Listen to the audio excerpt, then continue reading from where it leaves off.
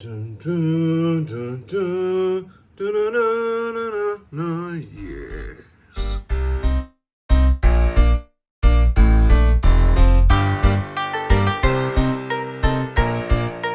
Ah, yes. This will do nicely. Yes. Yes. Optimus Primal and his Maximals won't know what hit him. Get a look at him, would you?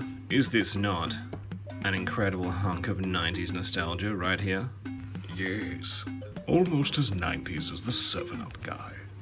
From the second I heard we were getting base characters, I was just like, have they got a T-Rex? Say again. We have a T-Rex. I can remember every Tuesday and Thursday after school, you'd hope that you got out the second the bell went, because if you managed to race out the room, get to your bike and flog it home, you could get into the living room, TV on, just in time to hear the new Beast Wars. Do you know what we're going to do today, Waspinator? What's that, Buzzbot? The same thing we do every day. Try to destroy the Maximals. But that's a bit reductive, isn't it? Beast Wars Megatron was like, you know, a bad guy for the ages. He was one of those bad guys that because he was so well characterized and so fleshed out with his motivations and stuff, you could be like, you know what? I get that the Maximals are the good guys, but I think I prefer the Predacons. You know what I mean? Like every episode wasn't just, give me the Energon Autobot. But no. Retreat!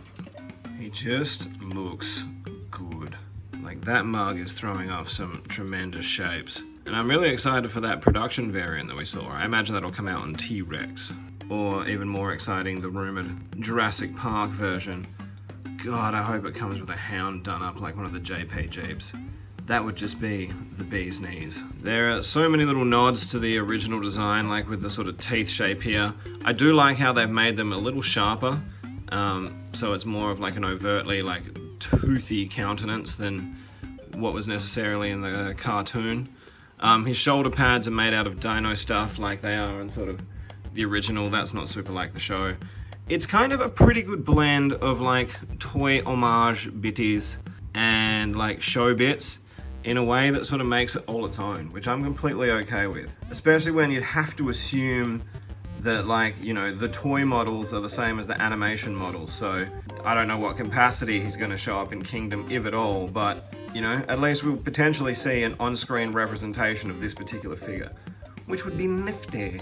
Awesome sculpting and apps here on the thighs, and just some awesome hair metal, like wicked glam rock Dino boots up here, like G-War or something. He also has most of his Dino parts so beautifully textured. This is more, you know how like the Masterpiece figures have gone for that kind of early CG, like slavishly show accurate look, whereas the Kingdom figures have more of that actual Beast Wars toy line vibe, where you do get a sense of like, you know, organic textures from the base mode, which I like, I prefer. That's my feelings on that. This is a pretty hefto backpack, but you know, the original toy had it, he had it in the show. I feel like this is one of those lucked out things where it's a bit like Grimlock's head and wings. Basically, because it's part of the model that we all know and love, it's essentially Superman's cape, these Robo backpacks. You'd almost be, to a degree, disappointed if they didn't have them. What is a little bit different to the original toys is that these Dino pieces are made out of a softer plastic than the rest of him, which, you know, in terms of just sheer tactile joy, it's cool and it makes for a cool visual difference. The reality of that means these soft plastic panels are mounted onto, like, you know, a slightly harder plastic endoskeleton, which is an awesome design cue and a fantastic idea. It's just the execution isn't perfect. We'll get into that a little bit more as we get into the beast mode and transformation, but just keep that in the back of your mind. This Megatron, this particular one, this is actually my second Beast Wars Megatron. My first one, unfortunately, broke on its first time transforming back to robot mode from beast mode. Terrorize! It actually broke. This whole thigh piece came off. Now, unfortunately, on this new copy already, I'm already starting to have some issues with the softer panels actually coming away from the superstructure within. Which, I mean, I guess like glue can fix, I suppose, and a little like, you know, elbow grease, a little spit shine. Spit shine! Spit shine! Lemony fresh. I don't think it's super unreasonable to expect at this price point that you wouldn't have these kind of QC issues. I am a little ham-fisted with them, but surely a large part of the intended market, or even the incidental, accidental market, is still going to be children. And these are not great kids' toys. In like, you know, the aftermarket future, finding a Kingdom Megatron that has all of his rubber panels is going to be really difficult. Well, actually, another Jurassic Park reference, it'll be like finding those first round of Jurassic Park figures with the missing flesh flanks with their flesh flanks still intact. Flesh flank. One thing that super surprised me, I got to admit, is the fact that this tail piece, with its like crunchy claw gimmick, just like the original toy, it's actually, this is on. I had assumed for sure, with how parts formy the War for Cybertron line has been, that this would come off, right? Especially when so often in the show, you see him without it at all. You actually in the show see, at different times, both hands as hands. I just assumed that this piece would come off, but it doesn't. But he does still have hand articulation, I guess, for I don't know what. I don't know what you do with this. I don't think you can make him hold anything in any kind of reasonable way. Maybe a microphone. Yeah! Which I guess makes a pretty good segue into articulation. His head is on a pretty good bowl joint. You get a little bit out of it, enough to have him look down on people, which I feel like is what he spends 90% of his time doing, especially in that floating chair. I read a book on power moves. Next time you're at a birthday celebration, be sure to lead the hip hip hoorays. Deliver 2 hip hips, and fail to deliver the third. Let everybody know that it is you that controls the festivities. Power moves aside, it is a little bit strange that the back of his head is a different color. Like, it would have been nice if they just followed that around. From when I saw that, I expected that he must have had some light piping or something going on. Sadly, he does not. Shoulders go 360, although a lot of the time, you know, that backpack will get in the way. He's got hinge joints at the shoulders, swivel joint at the bicep, not too bad an elbow. The T-Rex arm, same deal, swivel joint, hinge, twisty bendo. It's got a really nice deep bend out of the Dino head elbow, and then the actual Dino head itself, double hinge jaw, and it can also shift up and down on its neck a little bit. The only thing I will say, as you're trying to position him around and get him to throw some cool shapes, I've been finding that a lot of the time I just can't quite get the Dino head to sit where I want it to. I think what would have taken this up to another level and made this articulation perfect is if through the middle here, if we had a swivel. That way you could have elbow bent and you could have him throwing some cooler shapes with the T-Rex head, because obviously you want to, you know, lead with it on top if you're having him punch people and things and shoot. But just with the articulation that you get, it doesn't quite hit it all the time. But it does a lot of the time. I don't know what to do with my hands. Should I hold 2 coffee cups? From the waist down, I honestly didn't expect it, but there's a waist swivel, which is fantastic. Then you've got universal joints at the hips. You can't get a huge splits out of them just because of these cool little thigh guns, which is a fantastic nod to the original figure. A great bend out of the knee, and we've got swivel at the knee, forwards and back on the foot, and a pretty good ankle rock out of that. I would like to point out for people playing at home, all of this foot business is made out of that soft plastic. So I can see if people are jamming on it too hard, you're gonna end up tearing that foot off. before we get to that base mode, let's go ahead and have a quick look at a few comparisons, shall we? Ah, yes, go ahead with your comparison, but I think you'll find, Maximals, that there are none. So let's get the original big purple dinosaur in here. That is just such a cool update. Like, this is the toy you thought you were playing with as a kid. But they look great. I'm glad they decided to go with a more sort of show purple over the toy purple.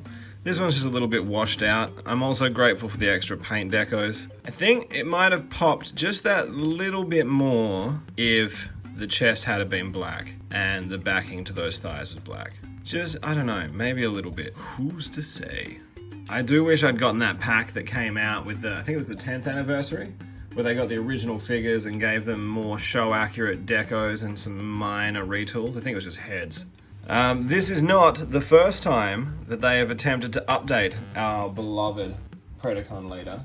Around that same time with the anniversary, we also got this little foul fiend. Can you believe he needs a Cyber Planet key to operate? How's that for a deep cut? But this was the first time they tried to do it. This mold really was just a forgettable flash pan moment. Like, he was just too little. He was just much too little. Articulation was cool. They at least had the decency to realize you don't always want a tail for a hand. That's pretty dope. I mean, you know, mad nostalgia kicks for the old boy, but of the three of them here together, No one is looking past me. Your old, outdated relics. and I'd be remiss in my duties if I didn't go ahead and get him in there with what compatible shipmates he has that I have. So we got Wave Mate, Running Mate, like Arachnia, who scales almost perfectly because, as we all know, Megatron is le big boy. And then I think it was from Classics. I think that's the line that it came out in. Maybe it was even part of Thrilling 30. But we got Spinator.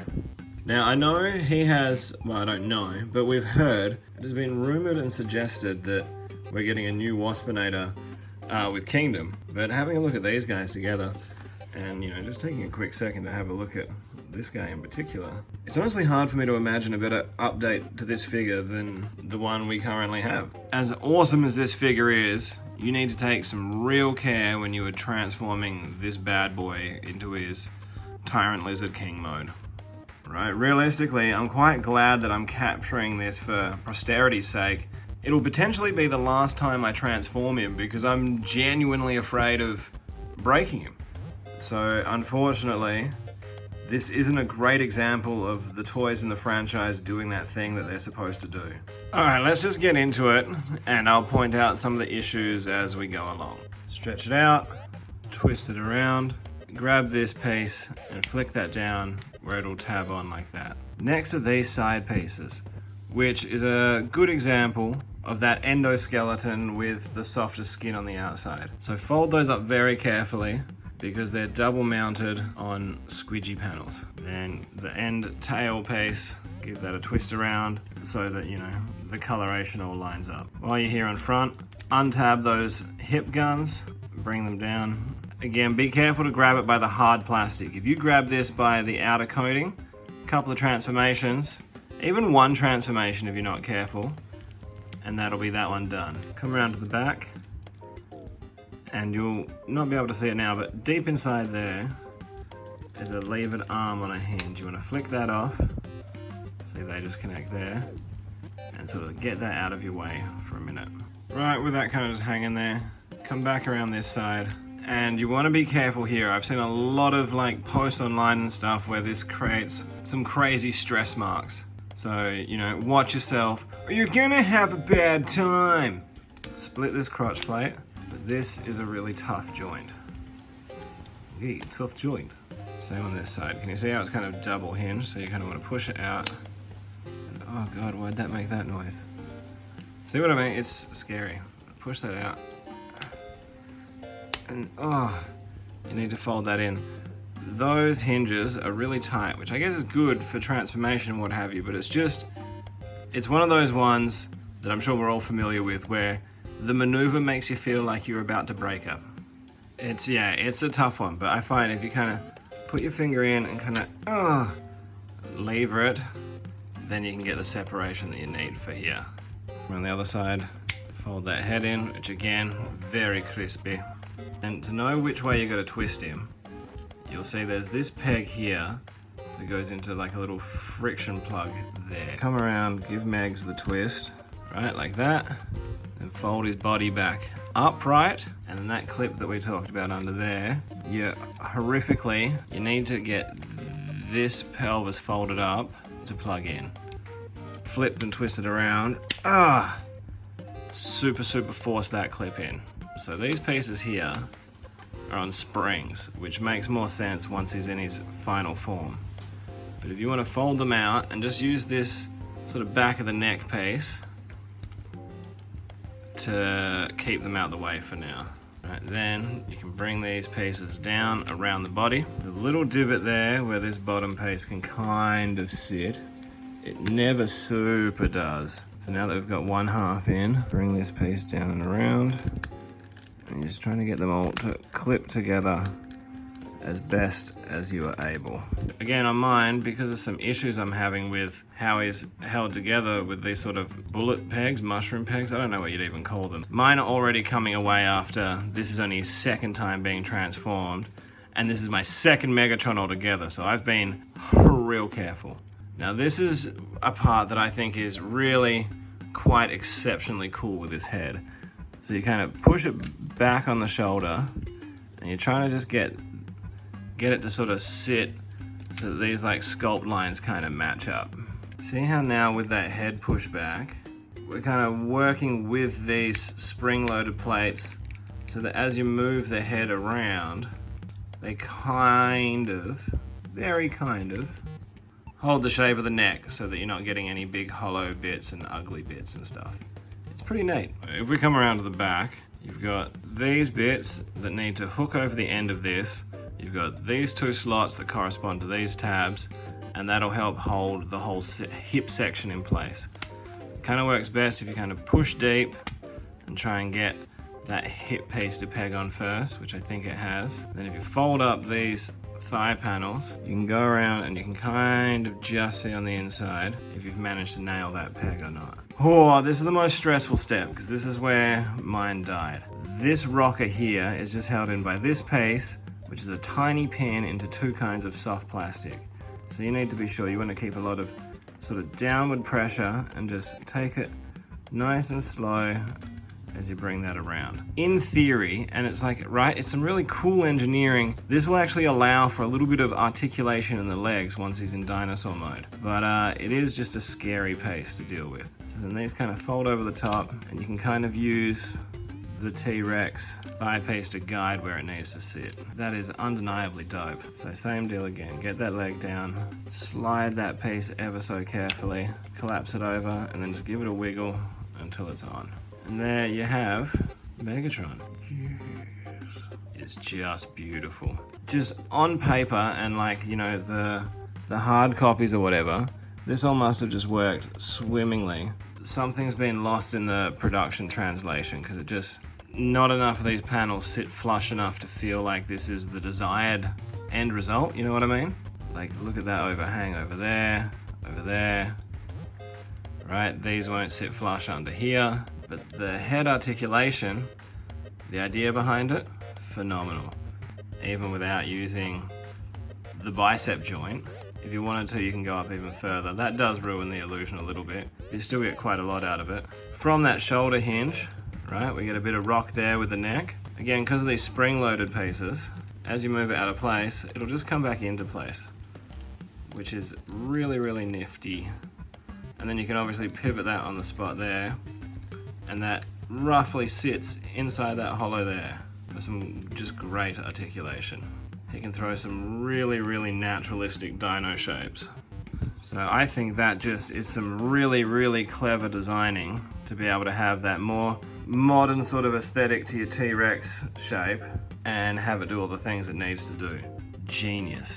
It's just the QC and the plastics they use just don't super lend themselves to how well designed this actually is. I think it's more a question of materials and execution over design, because the engineering at play I think is just phenomenal. Like having his hip lasers and having them sit inside the larger thigh, right? You get articulation here in the tail because of the arm, and then also again at this little joint here. So you get a lot out of that tail, not up and down, but side to side, which is what you want. Because of the way this rocker is done, you can actually get quite good articulation out of the thigh, which you just would not expect from how radically different these pieces are and where they end up in robot mode. Just kudos, it's friggin' genius. You still get that knee joint, which you see a little bit in there, but I don't think that's the end of the world. Maybe there could have been a separate like curved purple piece that followed that around, but no harm, no foul. You still get the same motion from the feet, because that's the benefit of just wearing, you know, Tyranno skin boots. Little ball joint on those arms, which is as much articulation as I feel like I need from vestigial arms, right? But that is just an exceptional T-Rex mode.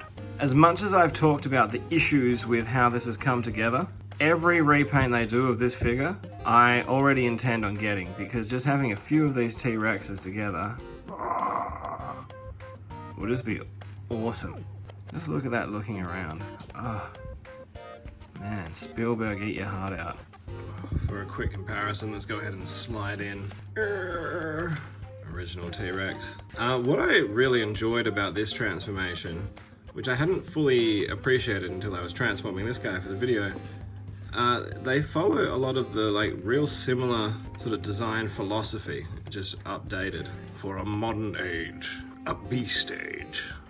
There we go, get a little space, a little bit of a distance to appreciate these two behemoths. I don't know what it is, but there's something about like seeing these two T-Rexes just wandering around together that's hell vibing me on something. I just can't quite put my finger on it.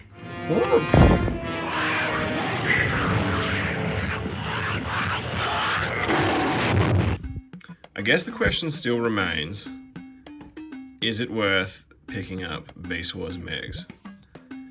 And I think you know what I'm going to say. The answer for me is a huge, profoundly resounding yes, yes. Now, where is my rubber ducky? I think for me personally, I think it's just a little bit of a shame that transforming him raises so many issues and there's so many worries about breakages and things if you're too rough with him. Because for me, what makes a beast mode one of my favorite things is smashing him back and forth between. Because, you know, a tank, that's kind of cool. That's kind of fun to pose out and play with. But a goddamn, like, chompity chomp T-Rex?